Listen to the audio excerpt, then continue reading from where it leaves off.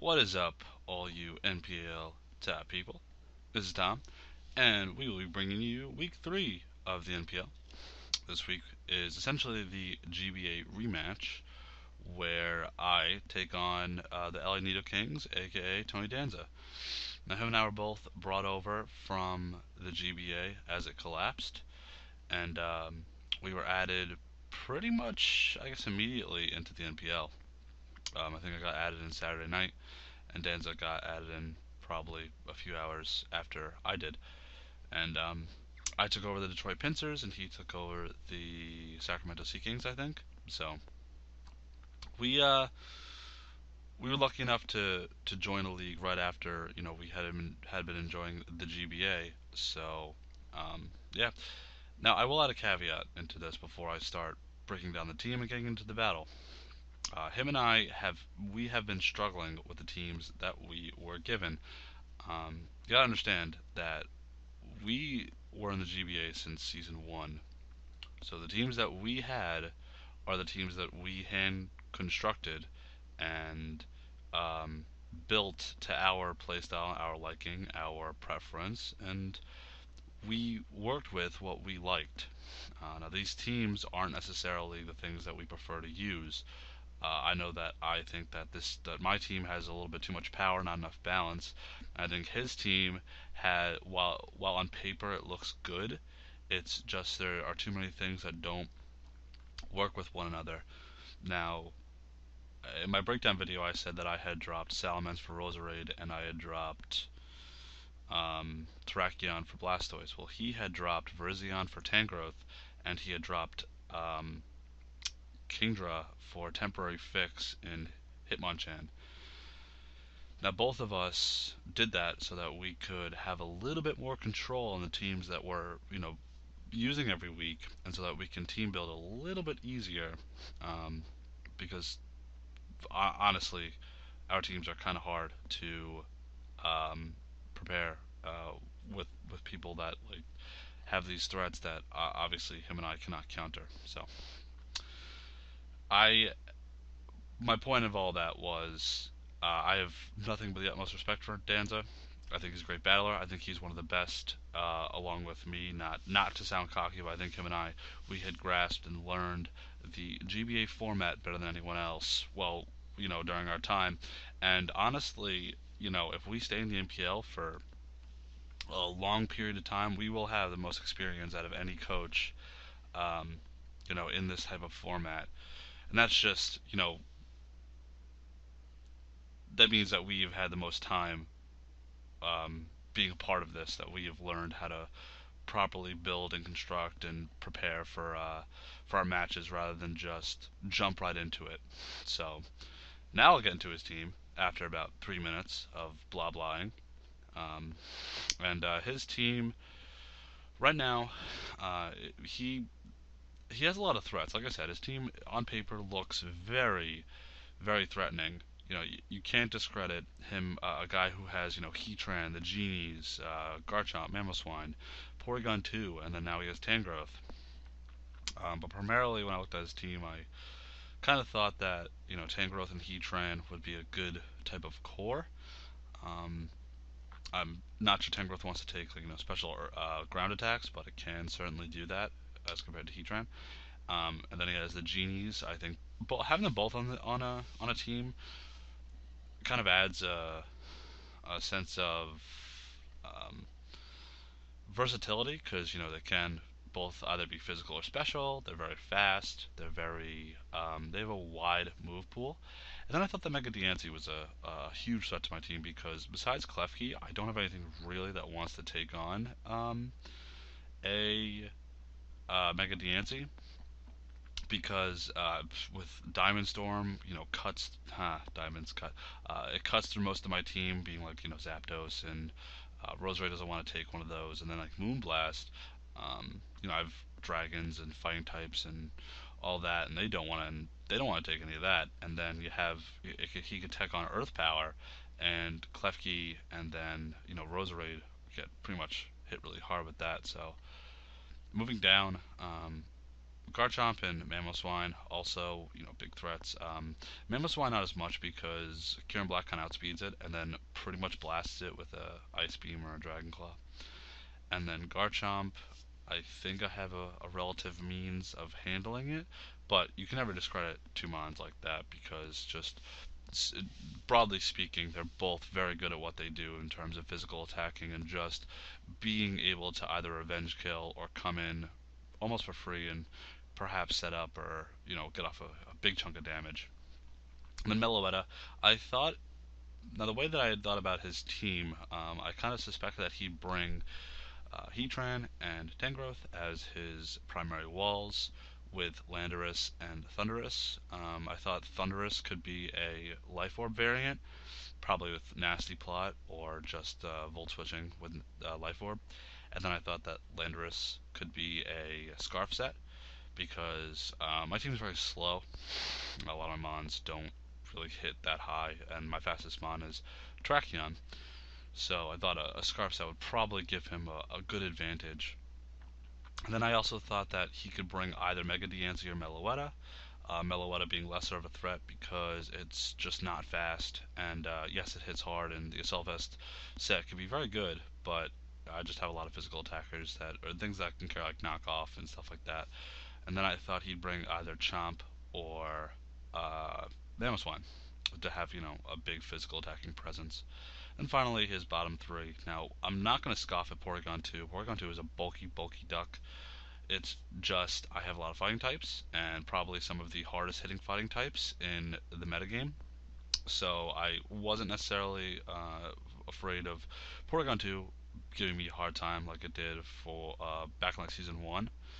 Because in the GBA I didn't have that many fighting types, and I kind of struggled around, taking the thing out without letting it recover up.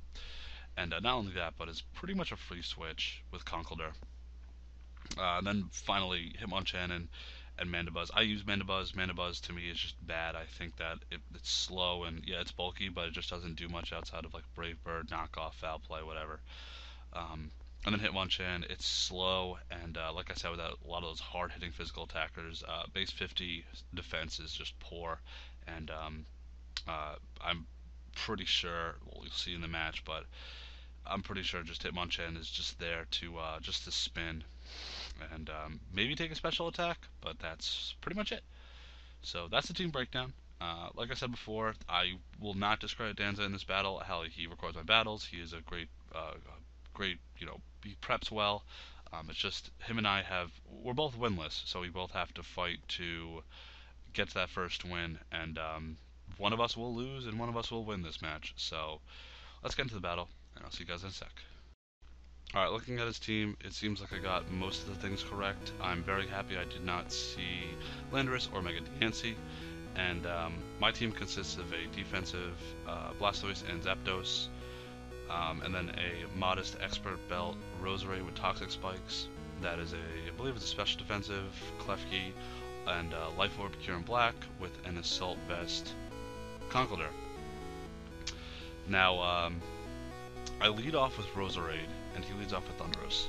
And I kind of figure that he's going to go for Volt Switch, but this Roserade, like I said, has Toxic Spikes, and the main reason I stay in, because obviously he's not going to go for some like daring play on the first turn, but he Volt Switches out, and this means I guaranteed to get up a one layer of Toxic Spikes, and that also means that I am guaranteed to get 12% damage on his Tangrowth whenever it switches in every turn, and then it also means that I can potentially break a sash on Garchomp or Mamoswine, and along if he had brought Mega Diancie, that means that it couldn't be reflected back, which means when that came in, I'd also be getting 12% on that as well. So, switching to Conkeldurr, which is a very, very relatively free switch, and he sets up his rocks with his Heatran, and I believe right here I go for knockoff, and he brings in his Tangrowth, so like I said, that means I'm getting toxic damage per turn, and as I knock off here, I suspected that I was going to be knocking off an Assault Vest, but to my surprise, he actually has Rocky Helmet, which means that this thing is confirmed fully physically defensive.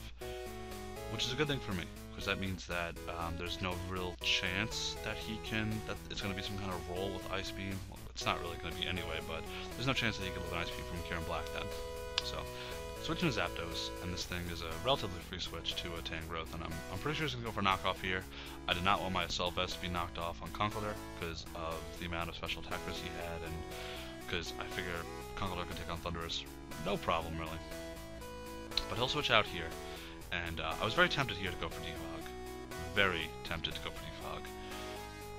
I wasn't going to go for any kind of attacking move, but instead I switch out, I just go for U-turn, just to get momentum. Now, the point of the Zapdos was to pretty much bait in the Heatran, and then that gives me a free switch into whatever I want. So, I think that's when I go out into Blastoise.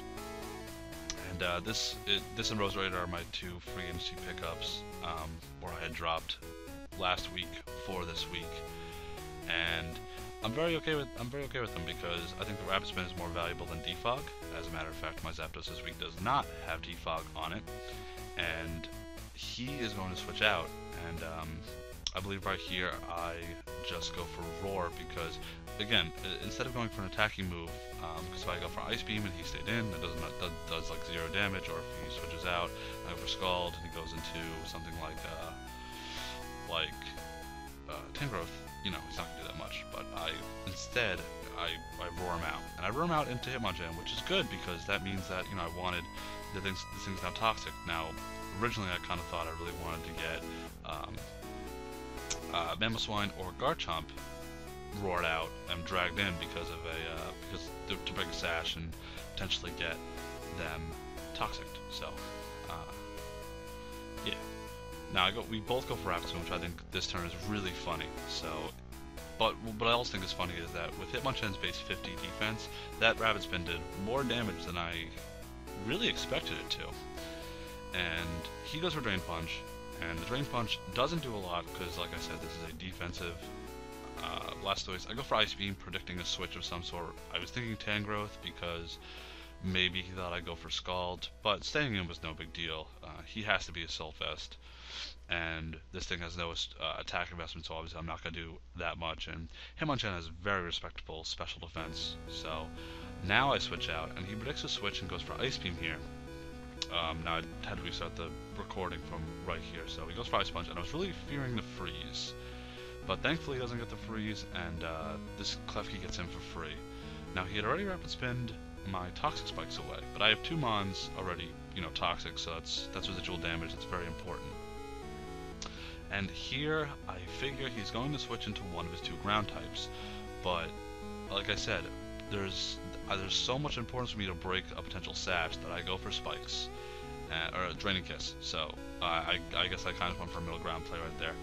I go for Draining Kiss, get myself back up to full health, and I go right here. Now I go for my very clutch move. I go for Magnet Rise. With things that he has like Landorus, Garchomp, Mamoswine, and Mega Diancie, they all have ground moves, being Earth Power or Earthquake, and I was pretty sure that the Klefki could pretty much handle all of them once it's Magnet Rise for 5 turns. I could set up Spikes, I could T-Wave, I could... this is actually a Calm Mind Draining Kiss variant. Oh, no, I'm sorry, this had a Flash Cannon on it. I have another one that's that variant. And he goes for... You know, he switches in, and I get a Spikes up, which means that I get more residual damage, and like I said, it breaks the sash on Garchomp at this point, so... It also means that Heatran's taking like, was like 12% or something from 1-layer Spikes? Yeah, I'm pretty sure I'm right. So he goes for a sub, and right here, he sets up his rocks 1 more time. So we both got our hazards up. I got different hazards up, but he got his stealth rocks back up after our Blastoise and Hitmonchan respectively spinned them away. And I go for Power Punch. Now, I initially was thinking a bulk upset with max special defense investment, but instead I was like, no, Assault Vest Power Punch means that I could break a sub, I could get, you know, I could bop something on a switch, and then potentially get a +1 hard hit off.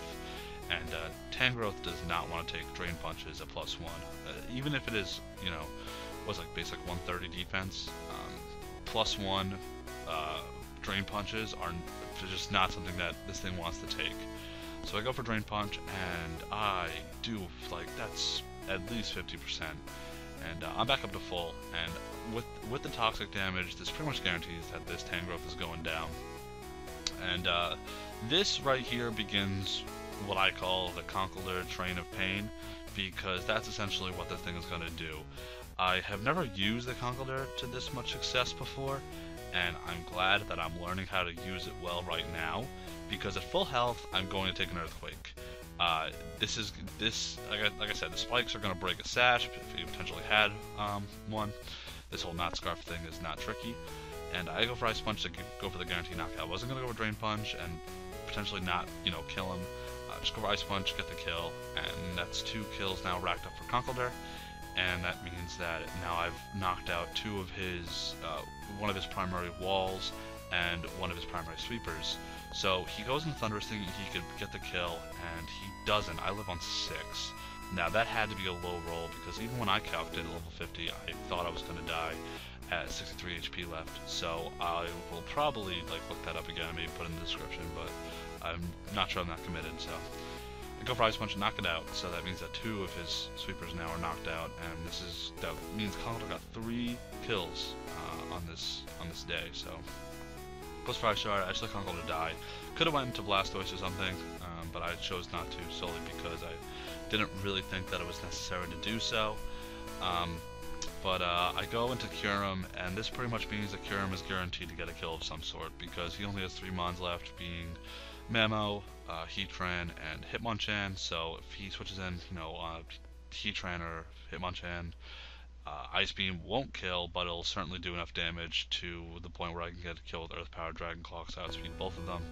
And I knock out Mamoswine. So this pretty much means that unless I royally fuck this up or he freezes all my mons, I'm pretty sure I'm guaranteed to win here. To go off on a tangent here, like I said, it sucks that him and I had to inherit these teams that aren't necessarily good in the way that we like to play, and that we kind of to struggle a little bit.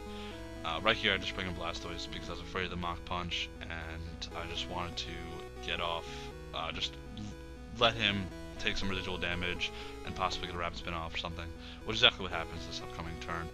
But him and I inherit teams that aren't necessarily what we like to use, and we're kind of, we're fighting to learn how to use these teams properly.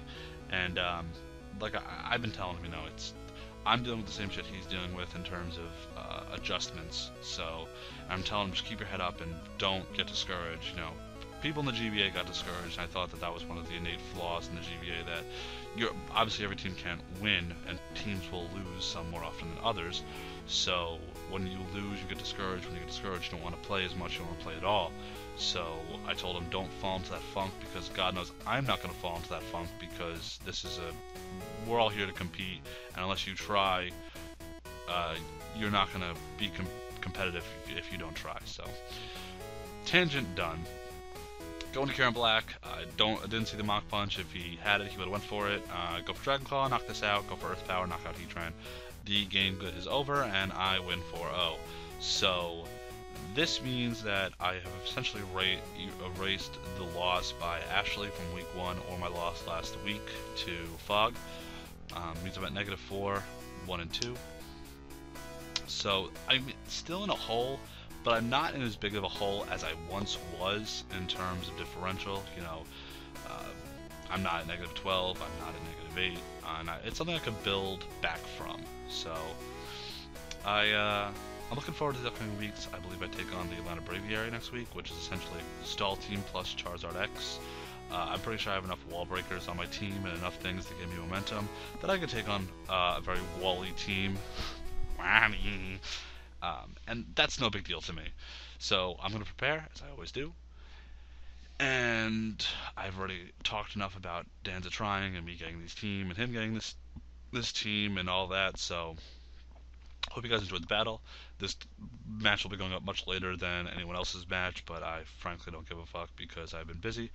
And yeah, so give me comments, whatever. I know my view count has gone down harshly since the GBA has collapsed, but that ain't really a big thing. So hope you guys enjoyed. I will talk to you guys soon, and yeah, bye.